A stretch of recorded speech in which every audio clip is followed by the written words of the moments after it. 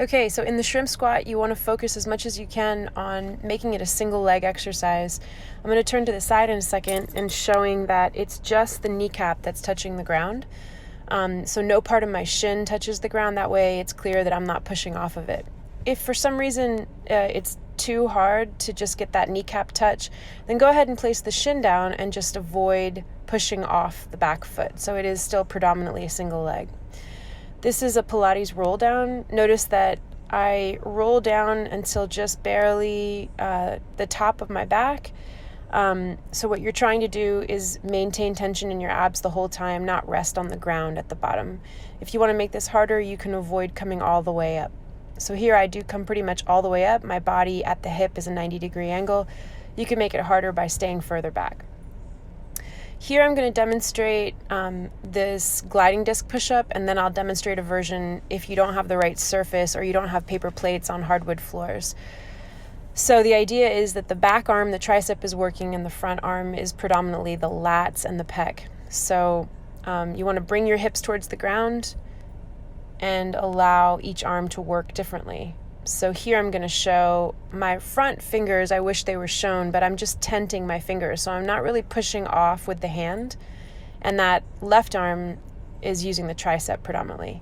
Here, this is a sumo squat pulse. You just want to try to get to the point where your crotch is at the same level or below your knees, avoiding standing up during the entire 45-second interval.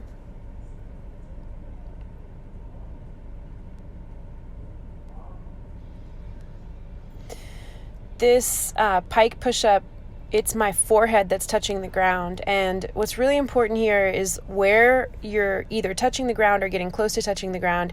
And more important than that is where the head is targeting. Notice that my head or forehead is in line with my thumbs or my hands.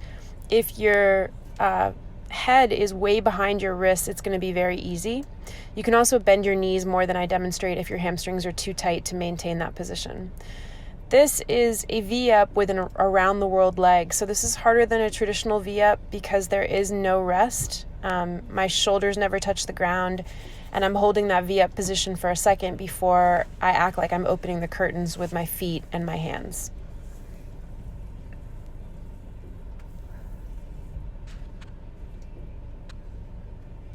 You can soften the knees if your hip flexors get too activated. Okay, so this is a single leg lateral lunge. What's really important to notice is that my chest does fall forward a little bit. You should be able to feel a big, deep hip crease, and both toes should be pointing forward. That's actually really important. And then you want to avoid any knee torque on the straight leg by making sure that your leg stays straight and the sole of your shoe or your foot are attached to the ground. No internal rotation of the knee. You're going to be in an elbow plank on this one, and you're going to bring your forehead out in front of your fingertips. This is also critical in terms of where your head is going. If your head does not go in front of your fingertips, you won't feel the intense tricep burn. So this is partly tricep, shoulder, and also core. Adjust your elbows behind your shoulder if you start to slide. Here, you're going to be laying on your back, and you want to try to focus getting the soles of your feet closer to the ceiling and then putting the brakes on, using your ab muscles as the brake system when your hips are approaching the ground.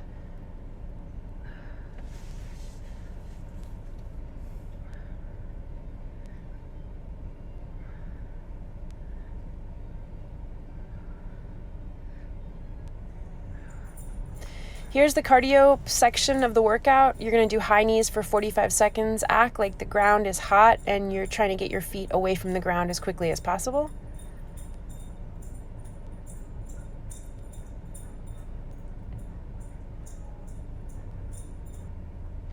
And then I'm going to demonstrate a version of the single leg slide back where you're using gliding discs. If you have a paper plate on hardwood floor, you can do this.